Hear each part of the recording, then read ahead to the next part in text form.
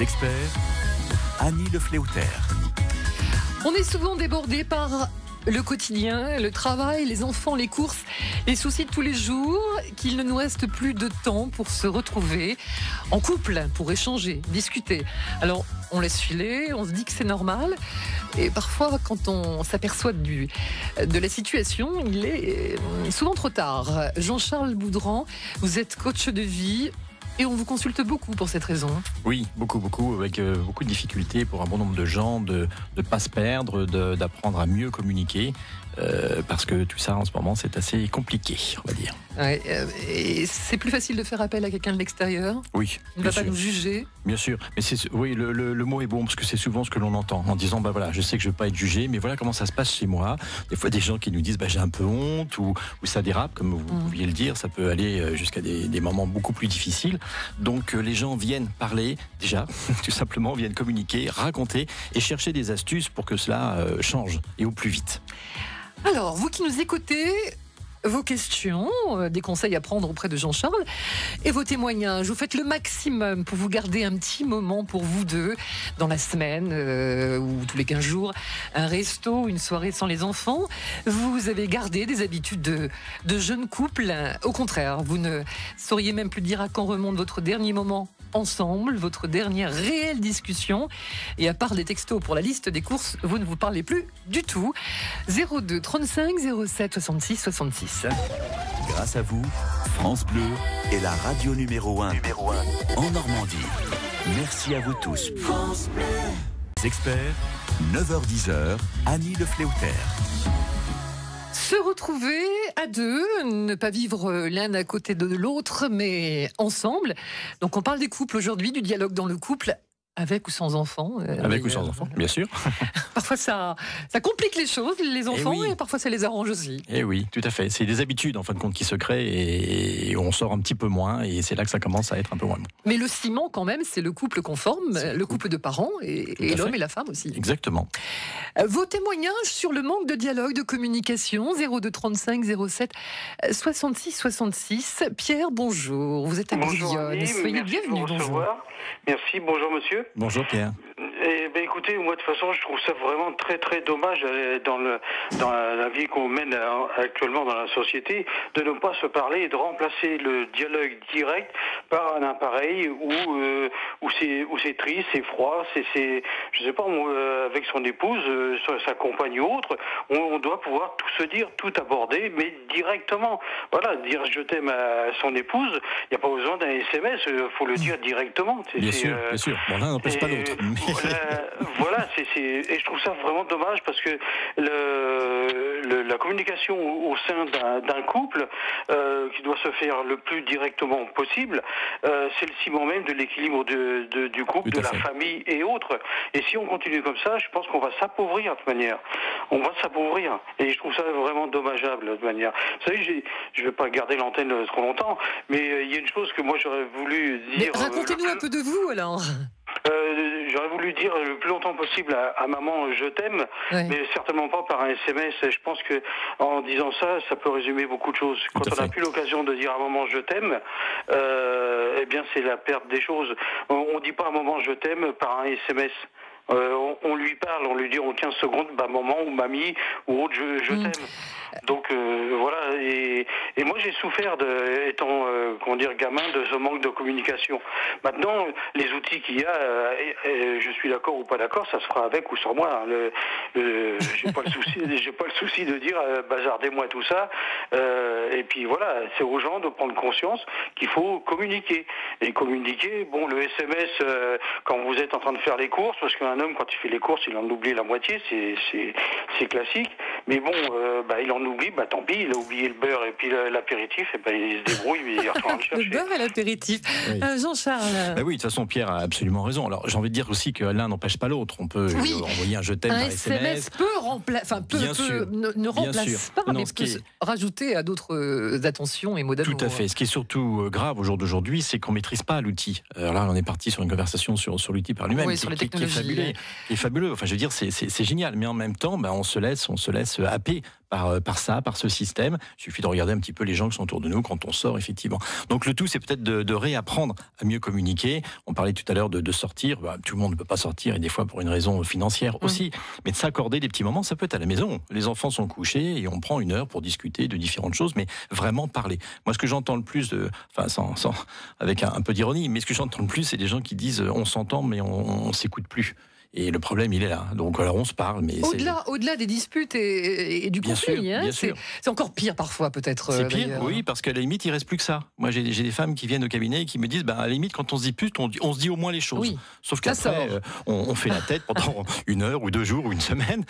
Et c'est pas terrible. Voilà, voir des gens qui me disent, on échange par SMS, on échange par texto aussi, SMS, mais aussi des post-it. C'est-à-dire qu'on se laisse un papier, et pas du tout parce qu'on s'est croisés, mais tout simplement parce qu'on se parle plus. Bon, ça, c'est pas possible. Donc il faut remédier à ça, effectivement. Alors, le dialogue dans le couple, il y a des astuces. Il y a des astuces. Alors, vous allez nous les donner. On attend vos questions, vos témoignages. Vous avez perdu le dialogue avec votre conjoint, votre conjointe. Souvent, on n'en connaît pas les raisons. C'est le temps qui nous a usés. Oui. Moi, ce qui me surprend surtout, ça arrive très vite aussi. Le quotidien, évidemment. Dans des jeunes couples. C'est ça qui est un petit peu étonnant. Parce que quand on a 10, 15, 20 ans de mariage, on peut se dire peut-être que, et alors que non.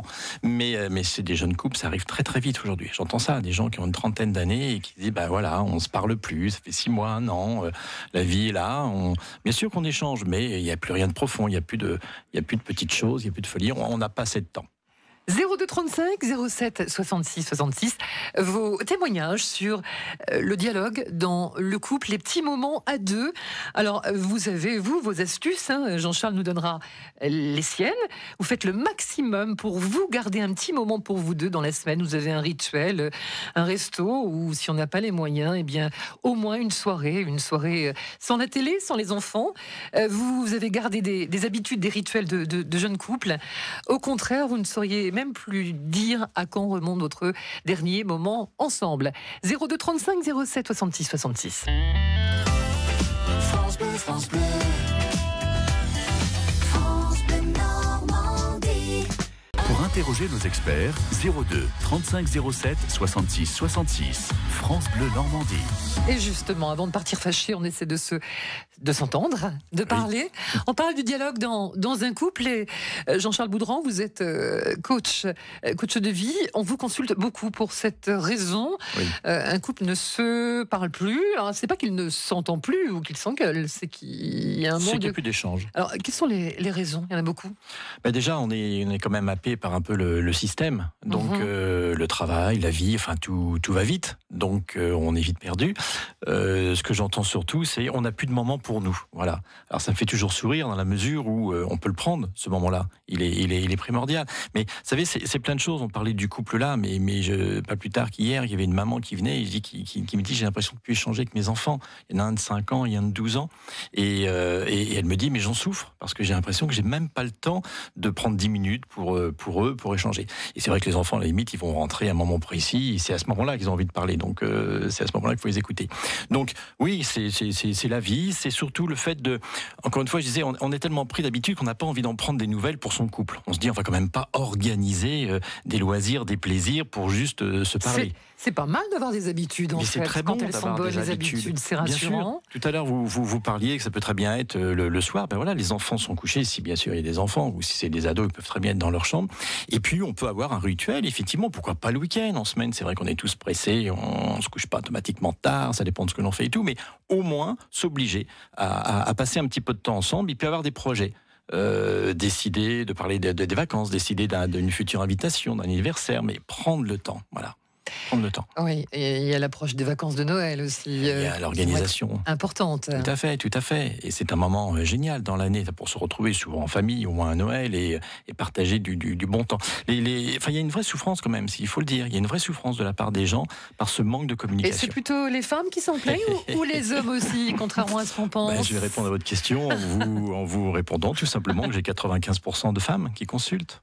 Voilà, donc la femme est certainement dans ce désir de communiquer davantage. Ça ne veut pas dire que l'homme, c'est pas le cas, mais voilà, c'est un peu secondaire. C'est plus la femme qui en parle. En tout cas, dans ces situations, on n'arrive plus à se parler dans le couple. Il y en a toujours un sur les deux qui souffre. Toujours, souvent les deux malgré tout, mais au moins un sur les deux et qui est souvent en panique. Enfin, moi j'ai des gens qui viennent en disant voilà où on en est, on a envie de continuer, on s'aime, on veut pas se séparer, mais en même temps on sait pas quoi faire. Donnez-nous des astuces, comment on peut faire pour s'organiser. Et je suis toujours agréablement surpris parce qu'on rencontre les gens plusieurs fois et sur l'évolution de justement de ce travail. La seule chose, c'est que ça rejoint un petit peu ce que vous voulez dire. L'autre, des fois, au sens neutre du terme, l'autre peut être un petit peu sourd, c'est-à-dire il y a beaucoup de femmes, par exemple, qui vont dire mon mari voit pas trop l'intérêt de prendre le temps de se poser pour discuter, s'organiser. Pas le temps. Voilà. La télé, on parlait des réseaux sociaux, mais la télévision les écrans, aussi. Et oui, les ordinateurs qui sont un peu partout, les tablettes. Enfin, je veux dire, combien de fois les gens sont dans le canapé à faire un jeu ou à regarder quelque chose et n'échangent pas avec l'autre. Alors justement, vous instaurez des règles à la maison. Il n'y a pas de téléphone, il n'y a pas de tablette pendant les repas, parce que ça, franchement. Voilà, couper la télé pendant les repas. Entre autres, déjà pour les enfants, c'est pas plus mal. Il y a peut-être des choses qu'ils ne verront pas. Effectivement, il y a des images qui sont pas bonnes à voir. Tout à fait. On vous attend. Betty vous accueille au standard. Comment ça se passe chez vous? Vous faites le maximum pour vous garder un petit moment pour vous deux dans la semaine. Un resto, une soirée sans les enfants. La vie de tous les jours a eu raison de votre couple. Vous en êtes pas forcément aperçu, mais ça a été trop vite. Un manque de dialogue pendant un certain temps, et puis on finit par s'ennuyer. Ce sont les habitudes. C'est terrible, hein, ces habitudes. Mais voilà, on communique plus à un moment donné et on prend l'habitude de ne plus communiquer. Mais on pense que tout va bien, alors que non. 02 35 07 66 66. Vos questions et des conseils à prendre auprès de Jean-Charles Boudran, coach de vie. Le standard est ouvert, vous nous appelez maintenant. France Bleu. Les experts, 9h-10h, Annie Le Fléautaire. Préserver son couple malgré les difficultés de la vie quotidienne. Bon, c'était pas forcément plus facile il y a 50 ou 60 ans pour nos parents, nos grands-parents. Hein. Non, la seule chose, c'est qu'effectivement, il y avait... la vie était difficile aussi. Et ben voilà, c'est ça, la fatigue, tout ce qu'il pouvait avoir. Mais enfin, il n'y avait pas toutes ces choses qui nous attirent aussi et que l'on peut avoir à la maison et qui nous empêchent de communiquer. Prenons tout simplement le repas. Un repas en famille, c'est fait pour être ensemble avec les enfants, pour échanger, parler. Effectivement, les enfants peuvent parler de leur journée, les adultes entre eux, mais au moins ce moment privilégié du repas. Dans beaucoup de foyers, chacun mange dans son coin, quasiment, à des heures différentes, parce qu'on n'arrive pas tous aux mêmes heures. Donc chacun se débrouille. Un moment de moins pour bien communiquer. Bonjour Christine, soyez la bienvenue. Vous êtes à Fontaine-la-Vallée, bonjour. Oui. Bonjour Christine. Bonjour. Moi, j'ai beaucoup souffert de ce manque de dialogue. Déjà, ça a commencé dans ma famille. Nous étions 5 enfants. Pas le droit de parler à table parce qu'il y avait la télé. Bon, bref. Donc, quand j'ai rencontré mon mari, j'ai tout de suite dit que voilà, j'étais pas d'accord. Après, nous avons eu 2 enfants. Et puis, il n'y avait pas la télé, mais ils n'avaient pas trop le droit de parler à table, quoi. Bon. Et puis, je passe sur tout le reste parce que ça a quand même été 30 ans de vie commune. Et ça s'est terminé par une séparation. J'ai rencontré un homme il y a 1 an qui a été marié 30 ans également avec 3 enfants, qui s'est séparé. C'est sa femme qui est partie. Et quand je suis arrivée chez lui pour manger, j'ai tout de suite j'ai halluciné, quoi, parce que il regardait la télé en mangeant, sa fille envoyait des textos en mangeant, et moi j'étais là et je me demandais ce que je faisais avec eux, quoi. Bien sûr. Et j'ai laissé le temps faire, et il n'y avait pas de dialogue, c'était télé, portable. Et là, j'ai dit, je l'ai appelé, je lui ai dit, écoute, si c'est le seul moyen de communiquer, je vais te téléphoner, et puis je vais te demander de venir chez moi et on va parler. Et là, j'ai mis les points sur les i, les barottés, quoi. J'ai dit, voilà, pour moi, un couple sans dialogue, avec uniquement la télé et les portables, c'est impossible, quoi. J'ai vécu ça pendant 30 ans, je ne peux plus. Oui. C'était pas pour recommencer. Ah non, et il ne comprenait pas. Ouais. Vous voyez ? Et alors ? La suite de l'histoire. Alors, il y a eu des efforts de fait, mais faut tout le temps revenir à la charge parce que le naturel reprend le dessus, quoi. Oui. Donc, voilà, c'est terrible, hein. C'est pas une soirée sans télé. Alors, Ce qui fait que moi, comme j'ai mon appartement, lui le sien, eh bien, il y a 2 soirs la semaine, je rentre chez moi, oui. quoi. Voilà. Et là, vous êtes tranquille. Et là, vous regardez la télé. Mais c'est dommage, quoi. Ouais. Jean-Charles. Ce que dit Christine est très important. Alors, dans sa vie d'avant, ça a duré 30 ans, si j'ai bien compris. Mais ce qu'on peut donner comme conseil peut-être aux jeunes couples, c'est de ne surtout pas laisser passer le temps. C'est-à-dire que dès qu'un des deux, voire les deux, sentent qu'on commence à déraper parce que cette fameuse télé, et encore, il n'y a pas que la télé. À partir du moment où il n'y a plus d'échange, elle nous disait que son ex-mari ne souhaitait pas que les enfants parlent à table. Alors, est-ce qu'au moins lui, il parlait? Et est-ce qu'au moins ce couple échangeait? Mais c'est surtout de ne pas laisser passer de temps. Parce que voilà, le temps passe très très vite et on se rend compte qu'au bout d'1 an, 2 ans, 3 ans, sans même attendre 30 ans, qu'on en est là. Voilà. Ce qui lui est arrivé d'ailleurs à sa deuxième rencontre, puisque de ce coup, ça lui a servi de leçon et là, elle a mis les choses au point. Donc bravo, c'est ce qu'il faut faire. Ce qu'on peut vraiment surtout dire, et encore une fois, il n'y a pas que la télé, et on peut aussi se rendre compte qu'il y a des sujets, enfin, il y a des gens, il y a même pas que le repas, mais on peut aussi trouver un sujet que l'on a en commun, mettre des choses. On avait fait une émission il y a quelques mois ensemble sur les difficultés dans le couple, et on se rend compte une fois de plus que c'est effectivement ce manque d'échange qui fait qu'au bout d'un moment, ça prend une ampleur pas possible et qu'on ne maîtrise plus et que ça part en vrille. Et c'est pas automatiquement trop tard, mais c'est chaud. Merci Christine pour votre témoignage. Le standard est ouvert, le dialogue dans le couple, la vie, vous êtes débordés par le quotidien, c'est vrai aussi, travail, enfants, courses, les soucis de tous les jours, on rentre, on est fatigué, on n'a pas envie de parler, donc on se parle pas. La facilité, c'est la télé ou aller se coucher, mais du coup, c'est pas sans conséquence sur notre vie de couple. Donc témoignez si vous, au contraire, vous réservez des petits moments pour vous, c'est pas forcément tous les jours, on n'a pas envie de se parler bien sûr. tous les jours, mais au moins se réserver des moments, rester un jeune couple d'amants et de maîtresse, garder les bonnes habitudes. Oui, bien sûr. La pérennité du couple. C'est un rêve ou pas? Fantasme. Un fantasme, avant. 02 35 zut alors, 02 35 07 66 66. Vous échangez ou pas dans votre couple, vous ne vous parlez plus à part des textos pour la liste des courses. On vous attend et c'est Betty qui vous accueille au standard. On en parle avec Jean-Charles Boudran, notre invité ce matin. Les experts, 9h-10h, Annie Le Fléautaire. Chanson d'amour, évidemment. Oui, belle. On parle du dialogue dans le couple, de l'amour. Pour que l'amour dure, est-ce qu'il y a des recettes? En tout cas, parler, oui, évidemment. Échanger, ça c'est clair. Hélène, bonjour, à Saint-Pierre-de-Varengeville. Bonjour. Bonjour Hélène. Écoutez, moi je voulais apporter mon témoignage parce que je suis donc maman de 3 enfants. Je suis infirmière libérale, mon mari est chef d'entreprise et la vie passe très très vite. Ouais, on imagine. Oui. Et c'est vrai que nous on a fait le choix avec nos enfants de ne pas utiliser la télévision pendant les repas. Bravo. Mais effectivement, ça peut être très vite compliqué puisque parfois les conflits s'installent lors des repas. Parce qu'on règle les comptes à ce moment-là, voilà. On règle un peu ses comptes et puis l'énervement de la journée et puis les conflits et les rancœurs qu'on peut avoir. Donc c'est vrai que parfois c'est un peu compliqué.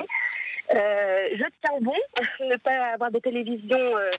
Mais c'est vrai que moi, c'est ça qui me dérange un petit peu. Parfois, on serait mieux devant la télé plutôt que de discuter, quoi. Ah oui, mais là, c'est la solution, c'est la fuite. C'est la fuite. Carrément, oui. Ouais. Ah oui, effectivement, j'avais pas vu ça comme ça, que la télé pouvait nous protéger des discussions. Bien sûr, mais c'est pour ça que beaucoup de gens allument la télé. Alors, plus les années passent, et plus on monte le son, alors. Voilà. Mais oui, c'est ça. Parce qu'on gueule plus, c'est parce qu'on devient sourd. Voilà. Voilà. Il y a des astuces, et c'est vrai qu'Hélène, dans ce que vous décrivez, vous avez tous les deux avec votre époux une fonction, un travail qui prend beaucoup de temps. Mais l'heure du déjeuner, par exemple, peut très bien être un moment où on essaye de positiver au maximum la conversation. Et si chacun exprime peut-être son petit malaise, l'objectif, c'est de s'en rappeler et d'en reparler un petit peu plus tard. Ça peut être un des enfants qui a un souci à l'école, ça peut être un conjoint qui parle trop de son travail ou de l'énervement qu'il peut avoir. L'objectif, c'est qu'il y ait un petit peu un dans le groupe qui réussisse à dire bon, ça on en parlera un petit peu plus tard, c'est-à-dire transformer déjà au moins le déjeuner en plaisir. Parce que ça peut être un vrai plaisir, même si c'est qu'une fois par semaine, parce que vos emplois du temps ne vous permettent pas de tous les soirs manger tous ensemble. Je sais pas, peut-être que vous rentrez tard aussi, ou votre époux. On essaye de manger ensemble, mais c'est vrai que c'est toujours très compliqué. Alors nous, on a fait aussi le choix de mon mari et moi d'avoir une activité en commun. En fait, on fait de la plongée. Bien. Donc pour parler, c'est difficile, mais Ah, décidément. Alors. Vous fuyez, vous mettez plein de trucs dans les oreilles, soit la télé, soit de l'eau. Mais voilà, on fait ce choix-là aussi, mais ça peut être très vite compliqué. Et c'est pour ça que finalement, la télévision, effectivement, comme vous disiez, nous protège un petit peu. Oui, bien sûr. C'est vrai que de temps en temps, on fait prendre vite le téléphone pour aller sur les réseaux sociaux, pour se fuir un petit peu la difficulté de la journée avec les enfants surtout, en fait. C'est ça. Alors, en pratiquant peut-être durant le déjeuner ou pas, une bonne écoute et en essayant surtout de mémoriser, on peut, par exemple, Hélène, un de vos enfants parle de quelque chose, ça a l'air de le travailler, on ne va pas le développer automatiquement pendant le repas, pour ce que je disais tout à l'heure. Par contre, c'est à chacun d'entre nous de trouver le moment, des fois c'est en emmenant l'enfant à l'école, en voiture ou quoi que ce soit, pour dire tiens, tu m'as parlé hier de ça, et puis de développer. Vous voyez, se servir de chaque petite minute, parce que vous avez un emploi du temps chargé comme beaucoup de gens, mais pour pas que ça nous échappe, eh bien, il faut ne pas oublier ce qui a été dit et essayer d'en reparler. Bon. Ça, c'est important. Pardon Hélène, on va pas pouvoir aller plus loin dans la discussion aujourd'hui, alors qu'on parle du dialogue, c'est dommage, mais il y a Alice qui nous attend. Bonne journée Hélène, j'espère que ce soir vous passerez une belle soirée. Oui, mais pensez-y déjà. Merci, au revoir. Alice à Rouen, bonjour Alice. Bonjour. Bonjour Alice. Bonjour. Moi, mon problème, ça a été 38 ans de mariage. Et au bout de 20 ans, avec les enfants, on avait des petits conflits pour l'éducation, etc. Parce qu'il avait une éducation très dure et moi, assez cool, quoi. Assez souple. Permissive. Voilà, souple. Et je faisais un petit peu le tampon. Et... avant que ça tourne mal aussi, disons que mon époux avait un caractère très très dur et en fait, j'ai organisé un petit week-end en amoureux. Une surprise à Paris, voilà. Et à travers ce petit week-end, on a beaucoup discuté, on a beaucoup parlé et j'avais découvert que mon mari en fait s'était fait une carapace parce qu'il avait peur de me perdre.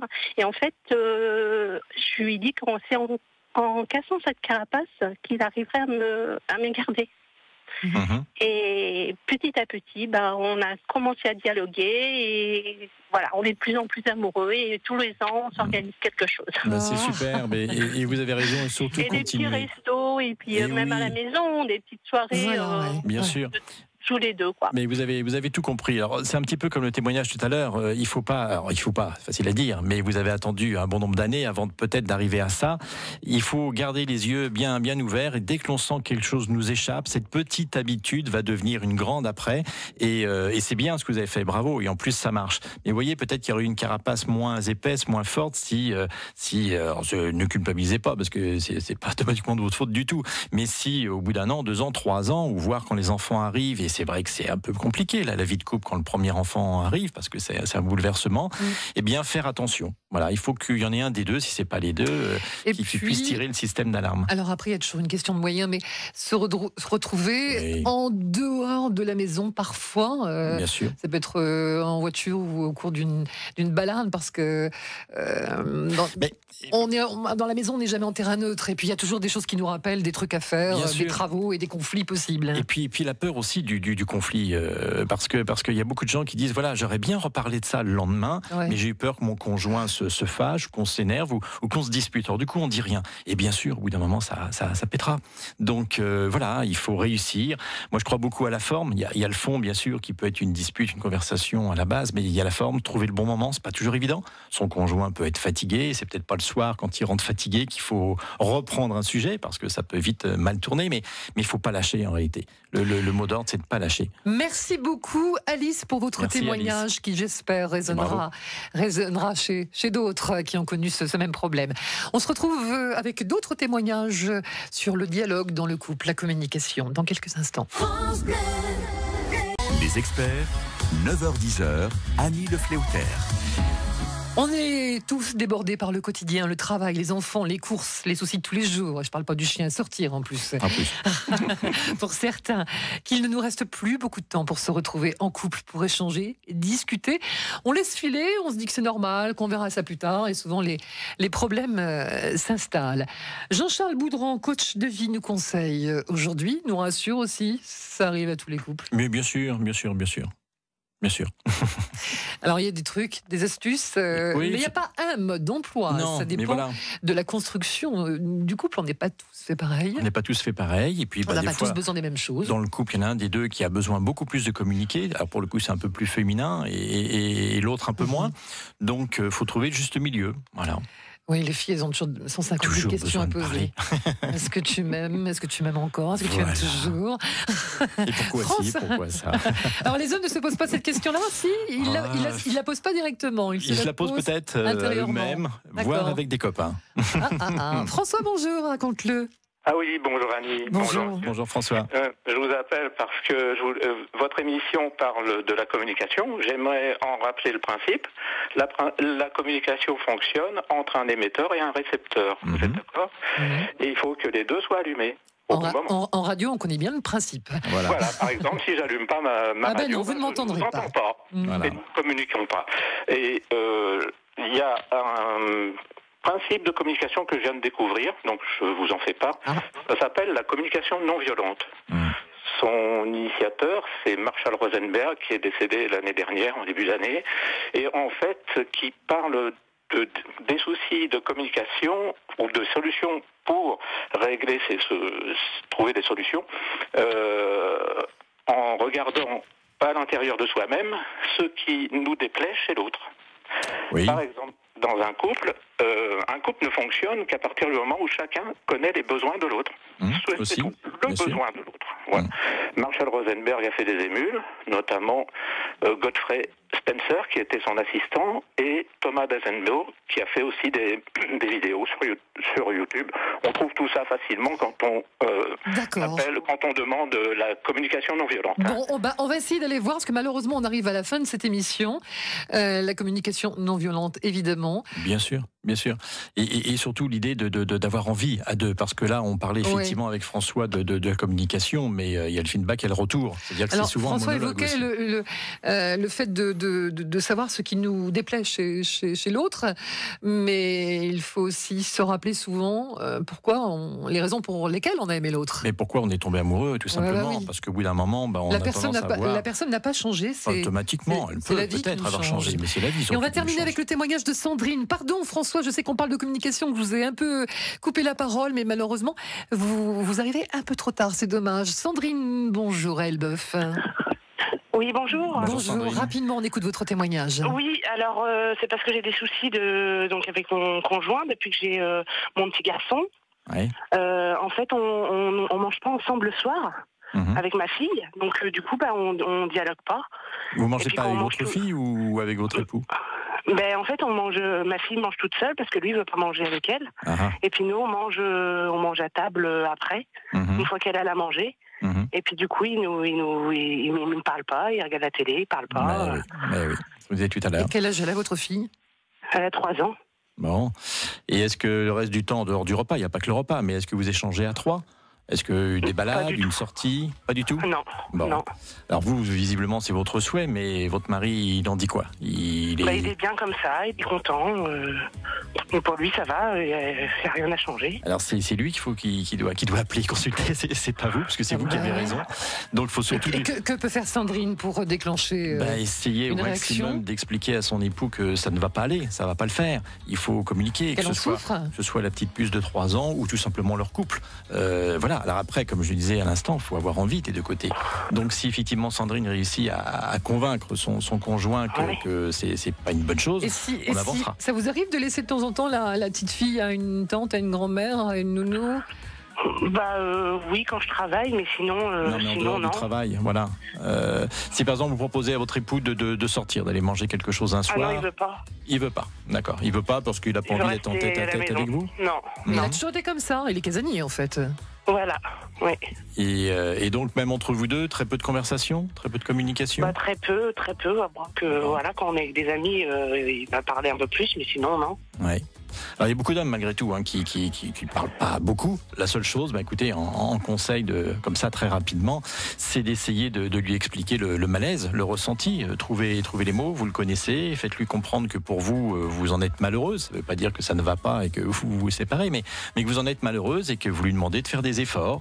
Alors trouvez des astuces, demander, trouver des sujets de conversation. C'est peut-être à vous au départ, même si c'est difficile de faire des efforts, de trouver des sujets, de lui poser des questions pour peut-être l'amener au fur et à mesure, au bout d'un moment, à échanger un peu plus. Parce que ce qu'il faut surtout vous dire, c'est que ça ne va pas s'arranger dans le temps si rien ne change maintenant. Voilà, Sandrine, je suis désolée, vous arrivez malheureusement à la fin de cette émission.